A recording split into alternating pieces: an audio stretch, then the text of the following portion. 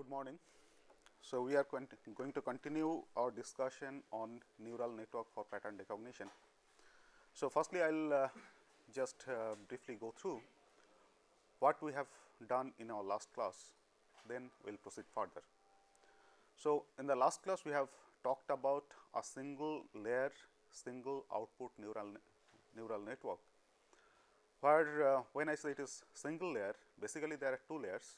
One of the layer is the input layer, and the nodes in the input layer are simply used to connect the feature vectors. So, the purpose of this input layer node is whatever is inputted to the input layer nodes, those nodes simply forward that input to the layer above it, okay. And those inputs get weighted by the corresponding connection weights connecting the input layers to the layer above it and summed up at the next layer, and on top of that you apply some sort of nonlinearity.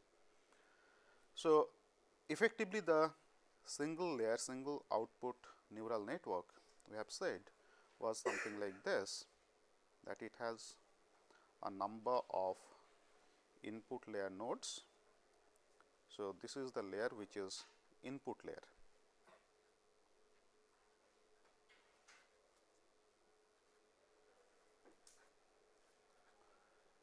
So, the number of nodes in the input layer is same as the dimensionality of the feature vectors plus 1, which is used to take care of the bias or the bias weight, okay. And the number of nodes in the output layer in this case will be only 1, which will indicate either one of the two classes, okay. So, if the output of the output layer node is greater than threshold, in which case the output of the output layer node will be set to equal to 1, which will indicate say class 1, and if the output is 0, it will indicate class 2. So, the connections that we will have is something like this.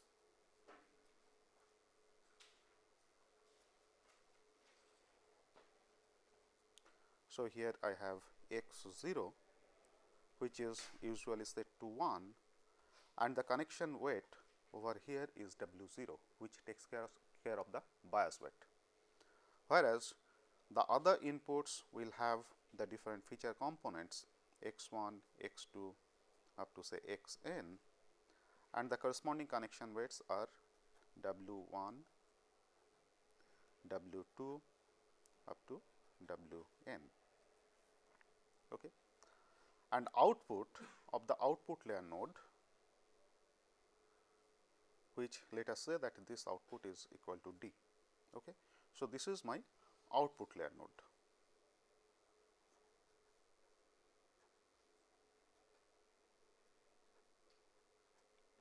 okay, where D will be equal to the weighted sum of the input feature vector components.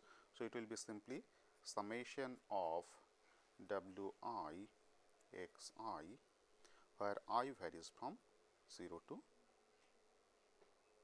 n, okay, where n is the dimensionality of the feature vector and x 0, which is usually set to 1, that is to take care of the bias weight, okay. So, then what we said is, while training the neural network, we have to decide these connection weights, or what will be the weight vector that will classify the unknown feature vectors between one of the two classes, say class omega 1 and class omega 2. Okay. Now, while training, because all the feature vectors which are given, we know what is the class belongingness of those feature vectors. So, we effectively know that what is the expected output. Okay. So, if I take a training sample, a training feature vector, which we know that the training feature vector belongs to class omega 1, we know that the corresponding output has to be equal to 1. Or if I know that the feature vector belongs to class omega 2, then it is known that the corresponding output has to be equal to 0. So, for the training samples, for each of the sample which is presented to the neural network, we know what is the corresponding output. Okay. And because initially the weights are not set properly, because we start with arbitrarily set weights of very low values. So, even if our training sample which belongs to class omega 1 is given to the neural network, the output may be 0 or output may have any of the continuous values between 0 and 1. Okay. So, it may not be equal to 1. So, what is the expected output and what is the actual output that you get, the difference between between these two is the error. Okay. So, if I say that my actual output that I obtain after giving a training sample, after inputting a training sample is given by the expected output is say D, and the actual output that I get D, capital D, which is nothing but this summation W I x I varying from 0 to n. Okay. Then the difference between these two, using the difference between these two, I can define what is the error. Okay. So, if I define the squared error, the squared error is given by E is equal to half of D, which is the actual output, minus the expected output, or which is also called target output. So, capital D minus D whole square, this is my squared error. So, while training the neural network, the aim is that we should be able to set the weight vectors or the connection weights in such a way that this sum of squared error will be minimized. Okay. So, for that again we can make use of the gradient descent procedure. So, for making use of the gradient descent procedure, we have to find out what is the gradient of the error with respect to the weight vectors. So, that means what I have to find out is del E upon del W I for a particular weight vector. And if I compute this term, you find that this is nothing but, if I take the derivative of this with respect to W I, okay, this will be simply D capital D minus D into del capital D minus D upon del W I. So, it is capital D minus D into del W I of capital D minus lowercase d. Okay. So, if I just concentrate on this particular term, because there was question on how do we get this. So, if I concentrate on this particular term, okay, here you find that this lowercase d. So, what I am trying to find out now is what is del W I of capital D minus lowercase d. Okay. So, as I said that this lowercase d, this is our expected output or target output. So, that is fixed. Given an unknown sample, given a training sample, as I know what is the class belongingness of that training sample. So, my target output is fixed, which does not depend upon W I. Okay. So, this derivative del W I into capital D minus lowercase d, this is nothing but del W I of capital D, because lowercase d is independent of W I, and this capital D is nothing but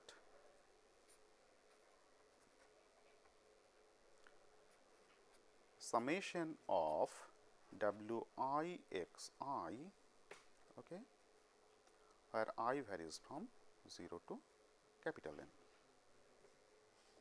Is that okay? So, you find that if I take the derivative of this summation with respect to W I, then only term that remains is nothing but x I, because all other terms are independent of W I. Only W I times x I, that is dependent on W I, and if I take the derivative, it simply becomes x I. Okay. So, that is why this del E del W I that we have obtained as capital D minus lowercase d into x I. Okay. So, only this simple derivative expression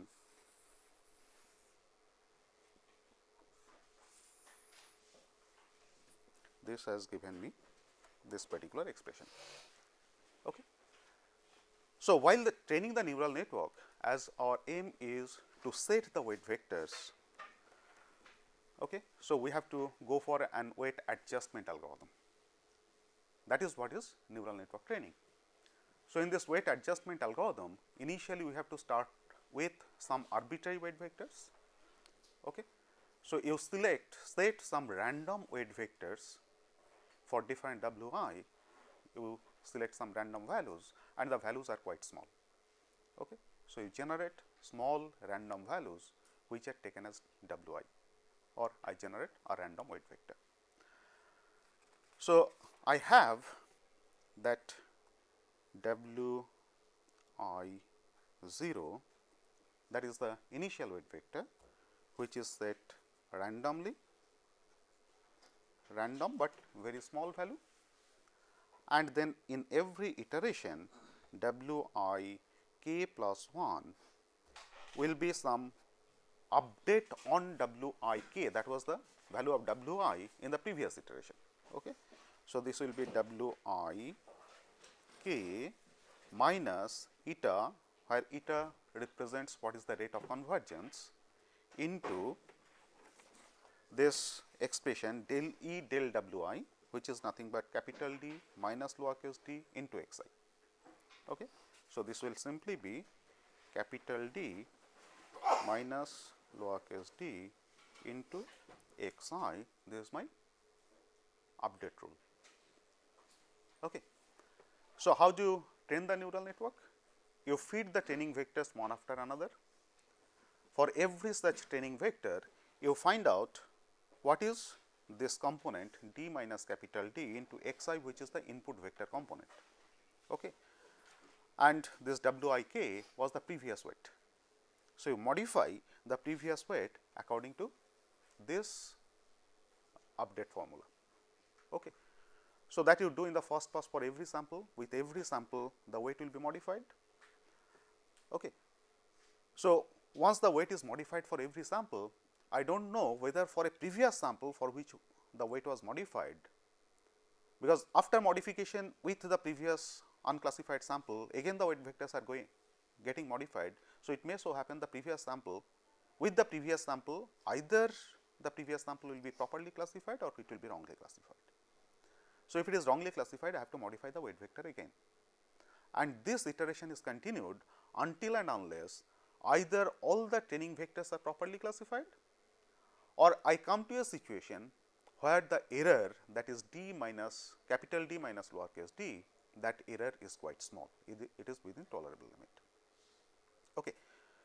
So, the convergence criteria or the termination criteria of this iterative algorithm will be that either in a complete pass all the training samples are properly classified, or I get an error where the error is very small, the error that I can tolerate. Okay. So, that will be my termination criteria or convergence criteria for this training algorithm. Okay. So, with this single layer single output neural network, we have considered only two class problem, that is if the output is greater than threshold or if the output is greater than 0, I say that the sample belongs to one class. If the output is less than 0, I say that the sample belongs to another class. So, the kind of thresholding that we are applying is a hard threshold. Okay. But when we have multi-class problems, naturally the multi-class problem cannot be taken care of by a single output. So, I have to have multiple number of outputs. So, that gives you multiple output single layer neural network. Okay. And the action of this will be similar to our linear machine. In case of linear machine, we have said that for every class omega I have a discriminant function g I of x. Okay. And we said that if g I of x is greater than g j of x for all j not equal to I. Okay. So, this indicates that the feature vector x belongs to class omega I.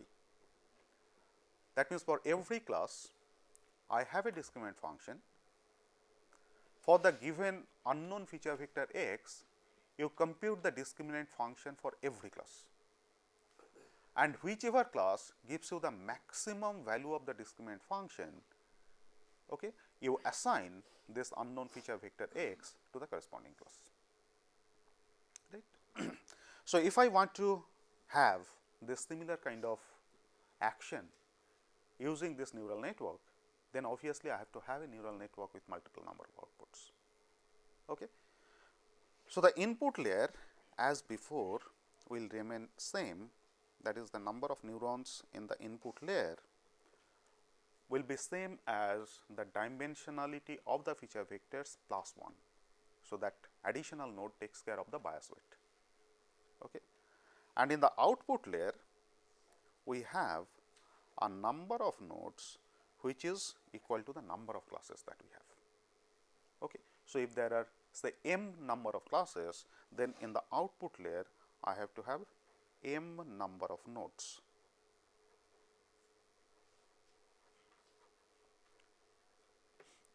Okay. And here I have n plus 1 number of nodes, where n is the dimensionality of the feature vectors. Okay.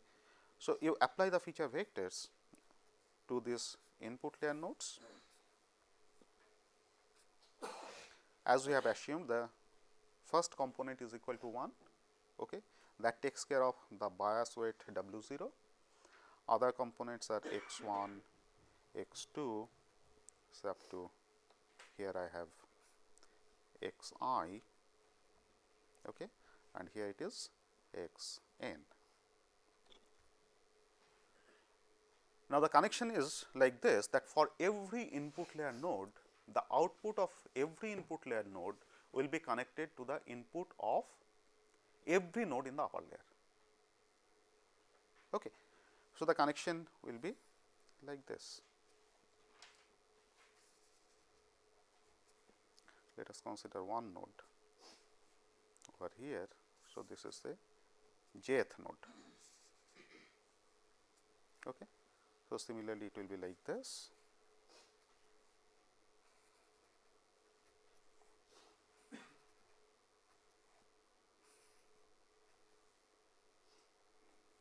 So, similarly, this will also be connected to every node in the output layer. Okay. And these are the outputs from every output layer node. Okay.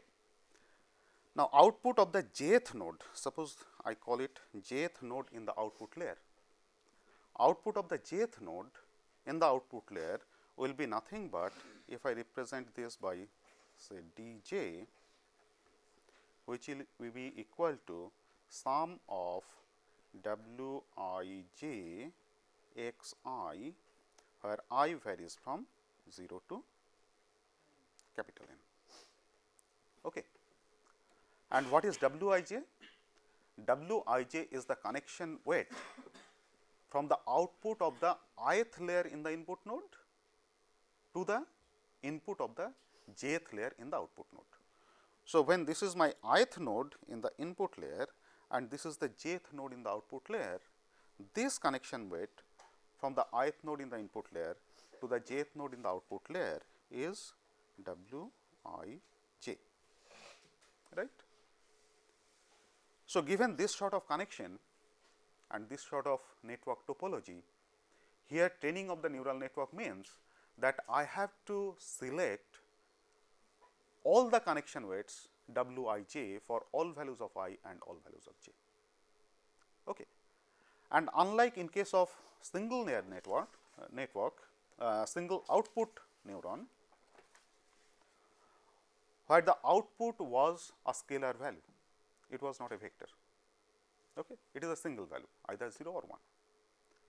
In case of multiple output, the output will not be a scalar, but the output will be a vector, because I have capital M number of components. All the output layer nodes will give me some output. So, that means output is also a vector, it is not a scalar.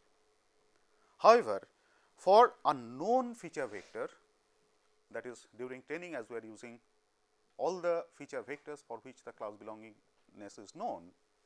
So, if I know that a feature vector belongs to class say 3, class omega 3, I know my target output should be only the third neuron in the output layer should give me a value 1, all other neurons in the output layer should give me value 0. Okay. If the feature vector belongs to class omega 1, then only the first output layer neuron should give me an output 1, all other output layer neurons should give me a value 0, right. So, my target feature vectors will have only one of the components to be equal to 1, the rest of the components are all equal to 0. That is my target. However, as initially the weight vectors are not properly set, I may get an output vector which is not same as target vector. Okay. So, accordingly the error that I get is a vector difference, the difference between two vectors, the target vector and the actual vector. Is it okay? So, accordingly we have to define the sum of squared error, which in this case we can define as E is equal to half of dj minus lowercase dj. So, this dj means this one, the actual output of the jth neuron in the output layer node, in the output layer. Okay. Whereas, this lowercase dj, this indicates that what should be the value of the output of the jth neuron in the output layer in my target vector. Okay. And because I have m number of components in the output vectors, so the sum of squared error will be simply this square, take the summation for j is equal to 1 to m, as I have m number of components in the output vector. Okay. Now, given this, here again you find that for the training algorithm or for learning of the neural network, I have to take the gradient of this with respect to wij. Okay. Again, following the similar derivative procedure, I can find out that this del E del wij will be simply dj minus dj into xi, where xi is the ith component of the input feature vector. Okay. I will get the same, following the same procedure, I will obtain this. So, once I get this, now my training algorithm as before will be wij 0, that is the initial weight, you have to set arbitrarily or this will be random, but a small value, and while iteration this wij k plus 1 will be equal to wij k minus eta, which is nothing but our rate of convergence, this decides rate of convergence, into dj minus dj, which is the error, times xi. Okay. So, this is what is the training algorithm.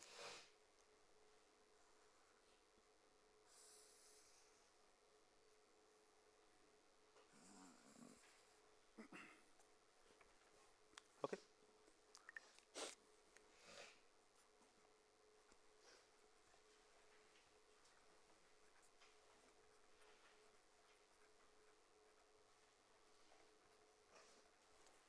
So, as before, the training algorithm being an iterative procedure, I have to decide what is the convergence criteria.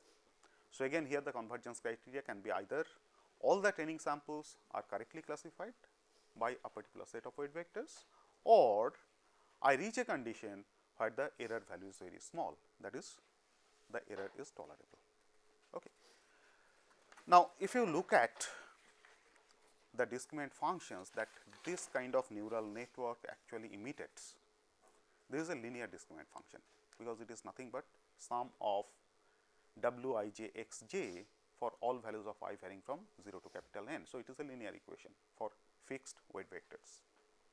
That means, every neuron in the output layer node actually gives me the linear equation of a state line or the equation of a hyperplane.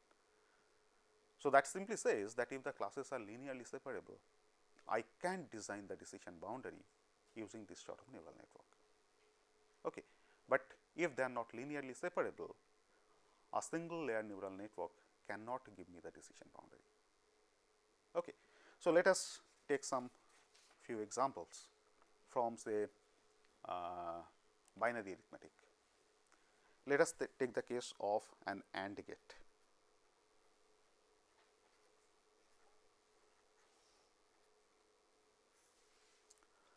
So, all of you know that AND gate, the truth table of an AND gate. If I have two variables x1, x2 and I have this output y, the truth table of the AND gate is simply 0, 0, 0, 0, 1, 0, 1, 0, 0 and 1, 1, 1.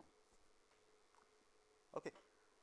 I can consider these to be a two-dimensional binary feature vector, okay, x1, x2 to be two-dimensional binary feature vectors, which can assume one of these four different values. Okay. And I want to design a neural network which will give me the function of an AND gate.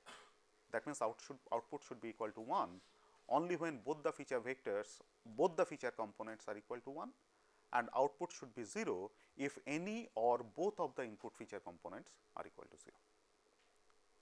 Okay. So, if I plot it in the form of a graph, so something like this.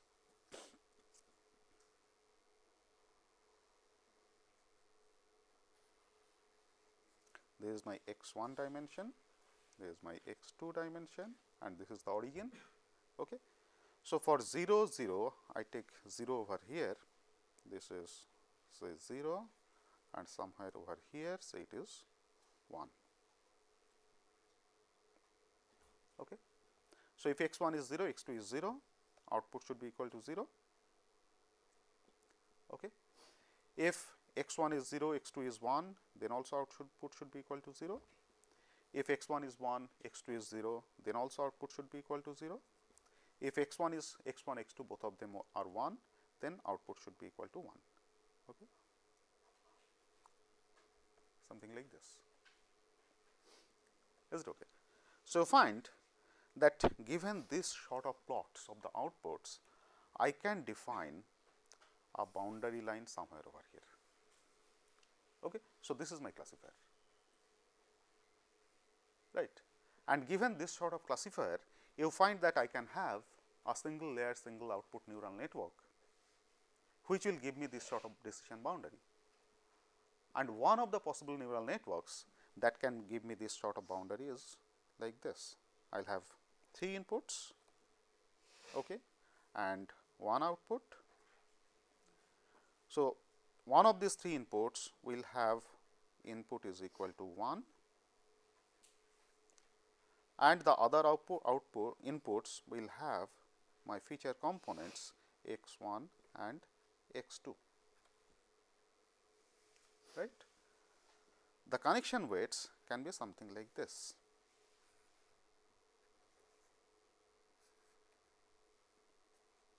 I put minus 1.5 here, 1 here and 1 here, and this is my output y, right. So, you find that this y actually gives me the equation of a state line, which is nothing but x1 plus x2 minus 1.5, right. So, here you find that if any of the components or both of the components are 0, if both the components are 0, output is minus 1.5. If any of the components is 0, the other one is 1, the output is minus 0.5. So, in all these 3 cases, the output is less than 0. Whereas, if both these components are 1, then output is 0.5, which is greater than 0.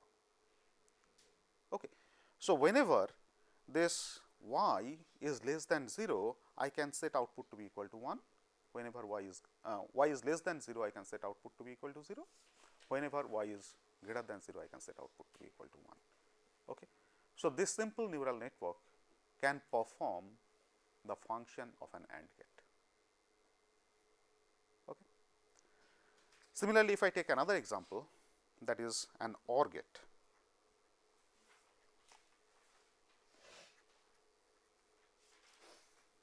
Okay. In case of an OR gate, the similar plots will be something like this. This is x1, this is x2. I put 0 here, 0 here, 1 somewhere over here, 1 somewhere over here. So, in case of OR gate, you find that only when both the inputs are 0, the output is 0. If any of the input is 1 or both the inputs are 1s, in that case output is 1. So, I will have 1 here, I will have 1 here, and I will have 1 here. Okay. Again, in this case, I can define a straight line which will separate between these two regions. Okay. And again, a simple neural network like this with 3 input layer nodes and 1 output layer node.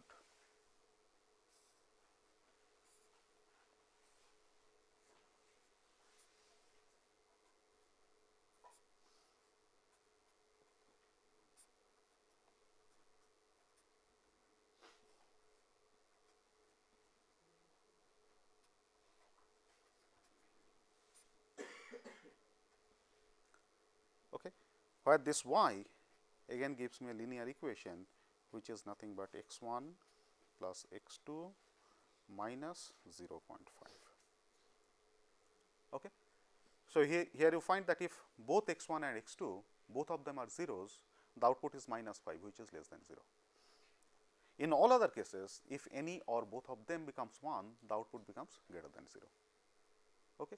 So, following the same logic, if the output is greater than 0, I put it to 1. If the output is less than 0, I put it to 0. Then you find that this particular neural network will give me an OR function. Okay. Now, if I take another gate of similar nature, that is XOR gate.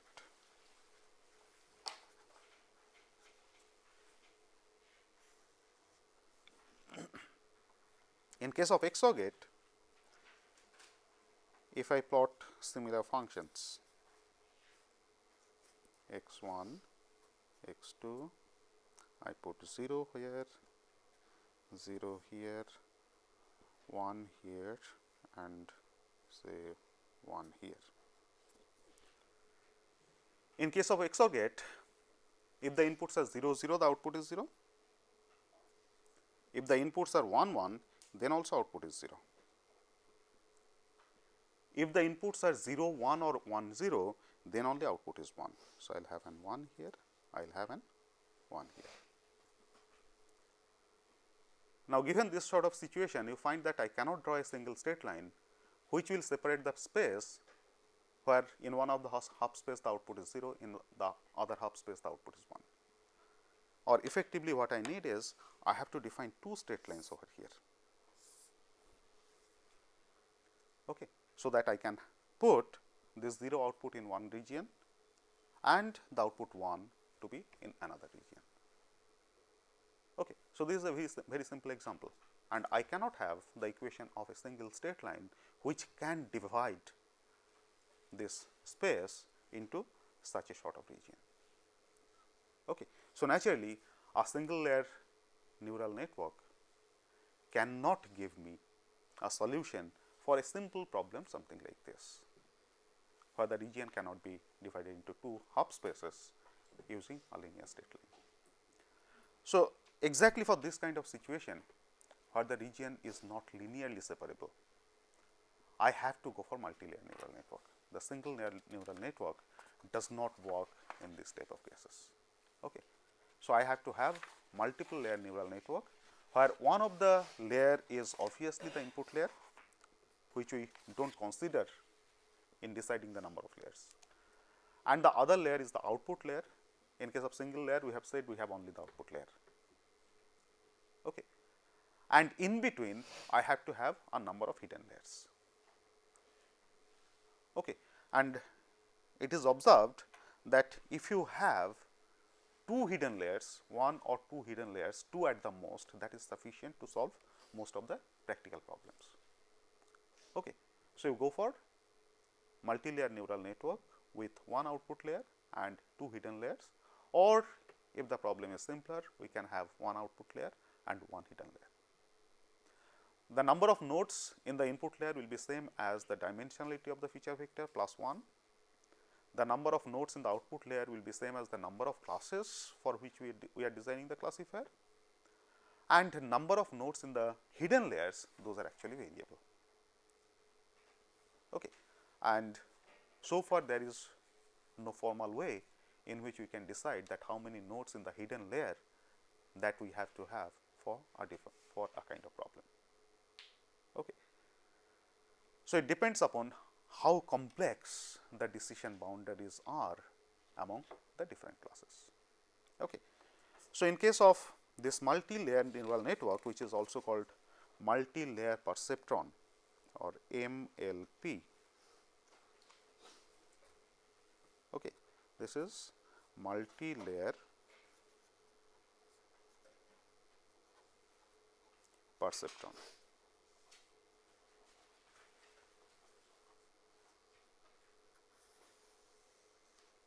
Okay. We have obviously one layer which is input layer, we have one layer which is the output layer, okay, and we have either 1 or 2 hidden layers like this. Okay. So, this is my input layer, this is the output layer, and these 2 are the hidden layer.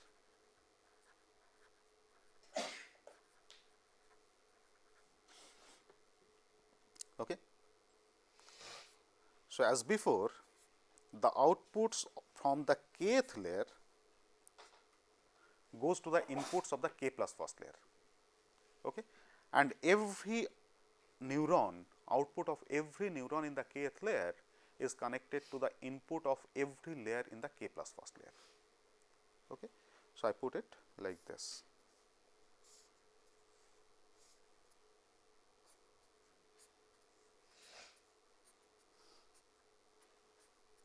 Similarly, over here,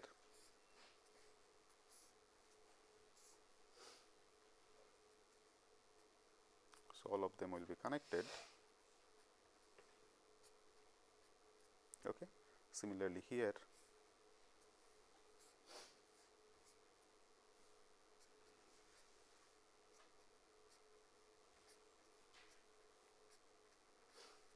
and finally, you get the output from the output layer nodes. Is that okay? So, when I consider any layers a kth layer, now find that the number of weight vectors that we have is much more than the number of weight vectors that we had in earlier cases, because from the nodes of every layer to the nodes of the upper layer, I have set up weight vectors, and the number of weight vectors. So, the sets of weight vectors that you have depends upon how many layers you have within this neural network. Okay. So, if I consider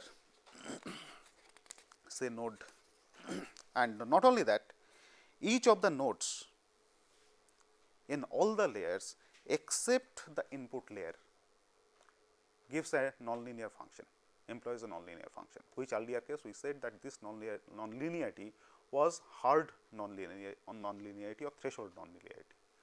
That means, over there our nonlinear function in these cases was something like this.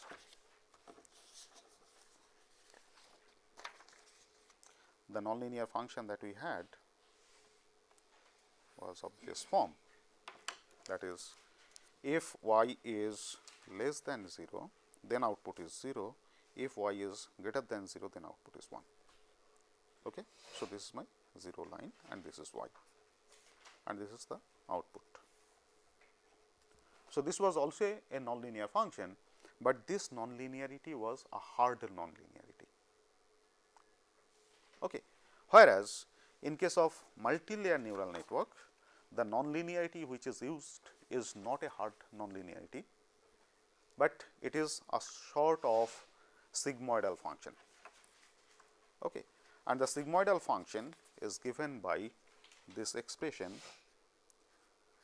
So, if S is the argument, then R S, which is a sigmoidal function, is 1 upon 1 plus e to the power minus S. Okay. And if you plot this R S versus S, this is the S and this is R S.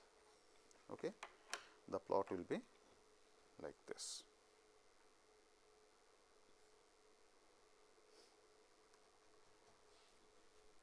Okay. Where you find that when S tends to minus infinity, R S tends to be 0, okay, because as S tends to minus infinity, this e to the power minus S, that tends to be infinity. So, 1 upon this term tends to be 0. Similarly, as S tends to plus infinity, then this R S tends to be equal to 1. Okay.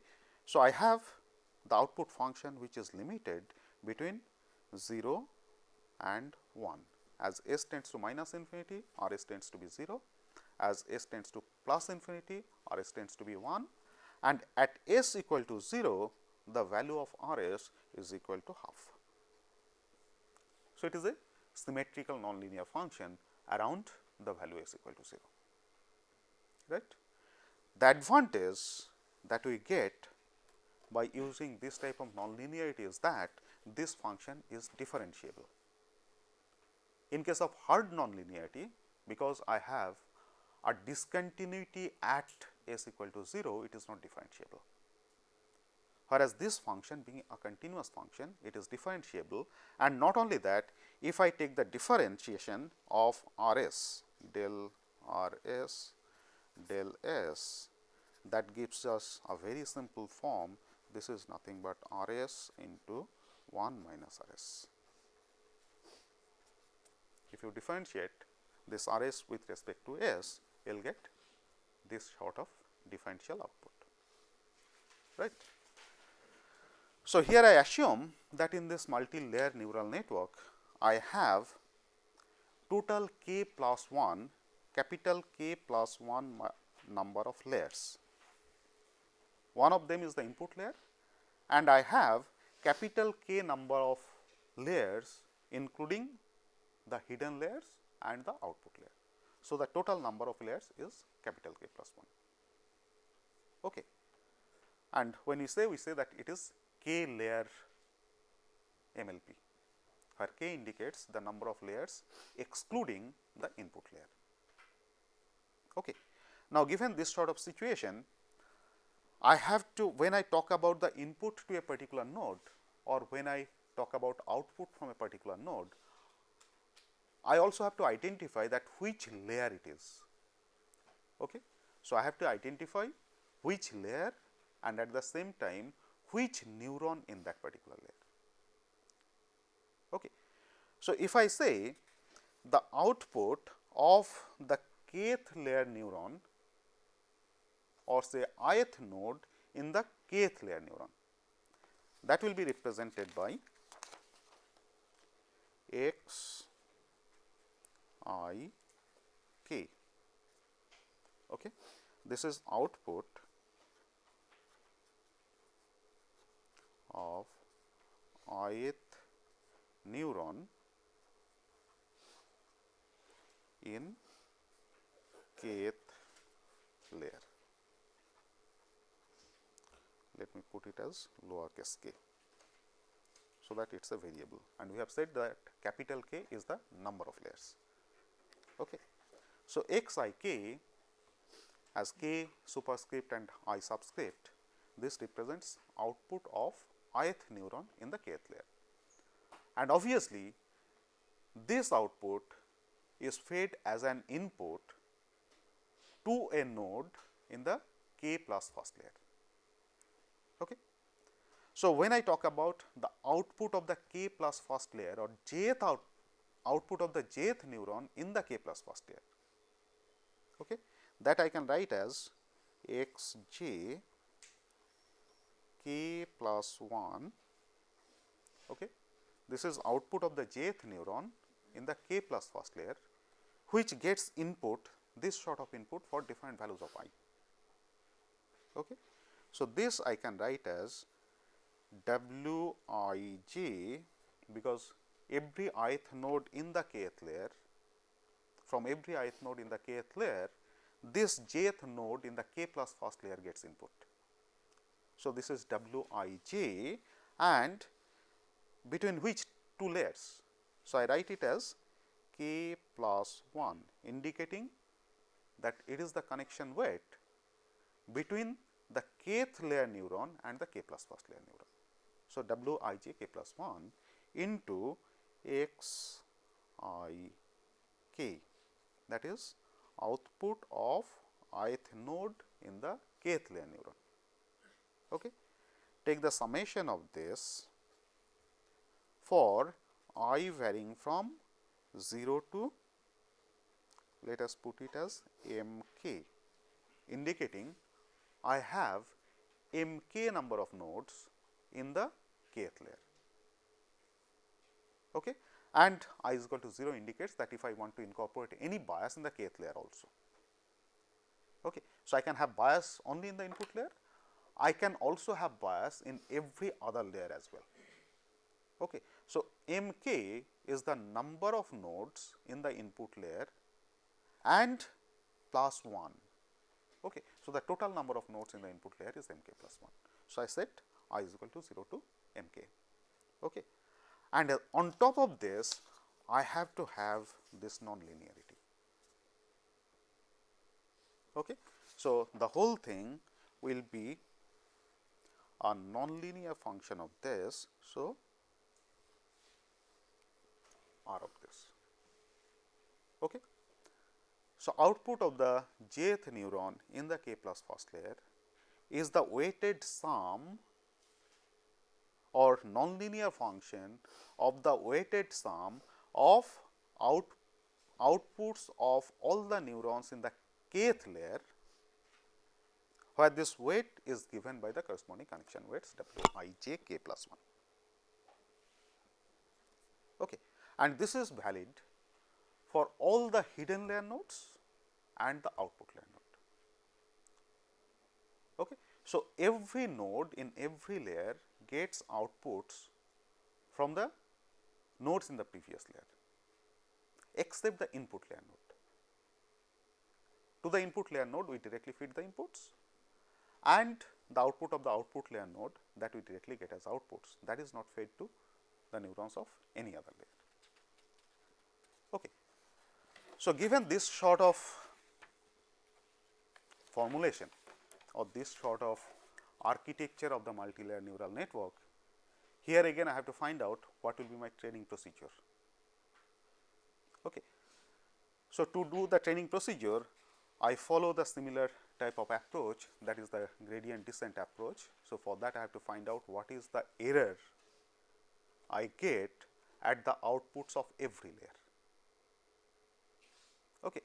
So, finally, when I am saying that capital K indicates my output layer, let us see what is the error at the output layer that I have.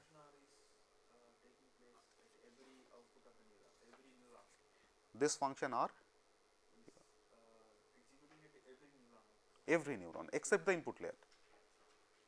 In input layer it is unity, just linear, whatever is the input you pass it to the output.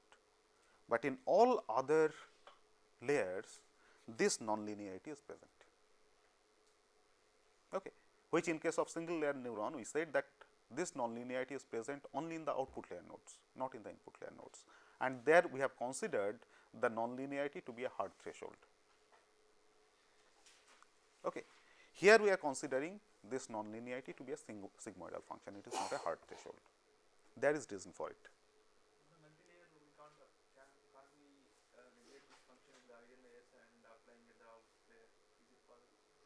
No, that is what I am saying. We will come to realize that why this non-linearity we are putting. We can do it definitely, okay, because that is also linear. But the problem over there is, if you do not put any such limit, then your network may become saturated. Okay. So, that is why you put the limit at FD neuron. Okay. And we are not putting the hard threshold, but we are putting this continuous nonlinearity. The reason will be obvious when we talk about the training algorithms. Okay. Yeah. So, number of nodes in hidden layers vary from layer to layer. May vary from layer to layer. So, any means what factors it depends? That is what I said. There is no analytical approach to find out what is how many number of layers you need or how many nodes in every hidden layer you need. There is no such analytical factor. Analytical means if we increase the number, the means quality of our output. Up to some level, the quality of output will increase. Beyond that, the quality of output may even fall.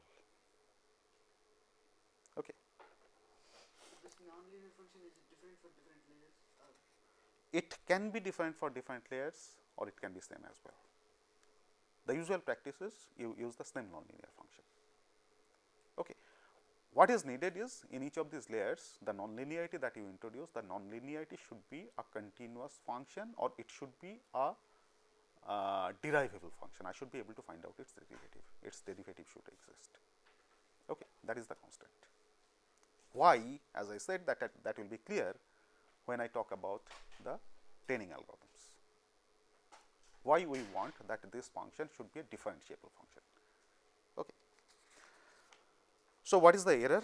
Let us assume that in kth layer, okay, as before, the sum of squared error E will define as half of, say, x j k, okay, that is the output that you get from the jth neuron in the kth layer, okay, minus d j, let us put k here also, that is the target output, okay. Square of this, take the summation for j varying from 0 to m k. Okay. This is the number of nodes in the kth layer. Okay. Now, what is this x j k? This x j k is of this form. Okay. So, here in place of k plus 1, you have to put just k and accordingly modify all these expressions. Okay. So, that is what is my x j k, that is what I get from the jth neuron in the kth layer. Okay. So, to apply my training algorithm following the gradient descent procedure, I have to take the derivative of this with respect to w I j k. Okay. So, what I have to find out is, I have to take del E del w I j k. Okay. What will be this? Again following the similar derivative approach, this will be simply x j k minus d j k, okay, into del of x j k upon del of w I j k. Now, here you find that why I am putting this del of x j k, del of w I j k, which I did not put in case of single layer. The reason is, this x j k is again an weighted sum of the outputs from the neurons from k minus first layer. Okay. And the outputs of the k minus first layer are actually weighted by the corresponding w I j k. Okay. So, I have to do this, and not only that, this x j k is now a nonlinear function of the weighted sum of the outputs of the k plus first layer neurons. Okay. So, when I take this gradient has to take care of that nonlinearity as well, right. So, when I compute this, as I said earlier, that the nonlinearity that I have is of this form, R s is equal to 1 upon 1 plus e to the power minus s, and if I take the derivative of this with respect to W s, the derivative is like this. Okay. So, if I concentrate on this term, that is del of x j k upon del of W I j k. Okay. So, this will be nothing but del W I j k of the nonlinearity R of W I j k x I k minus 1, okay, where the summation will be for I is equal to 0 to m k minus 1. Is that okay? So, if I take this derivative, you will find that this will be nothing but x j k, okay, into 1 minus x j k coming from this particular expression, okay, times x I k minus 1. Is that okay? So, if I put this in this expression, what I get is del E del W I j k, that will be simply x j k minus d j k, okay, into x j k into 1 minus x j k into x I k minus 1. Okay.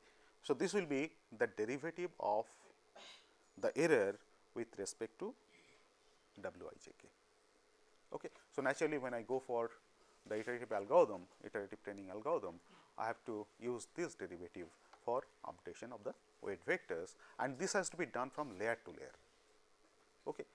In case of single layer output, it was only in one layer. Now, I have multi-layer output, I mean multi-layer perceptron. So, this weight updation has to be done from layer to layer. Okay. So, let us stop here today. We will continue this with this in the next class. Thank you.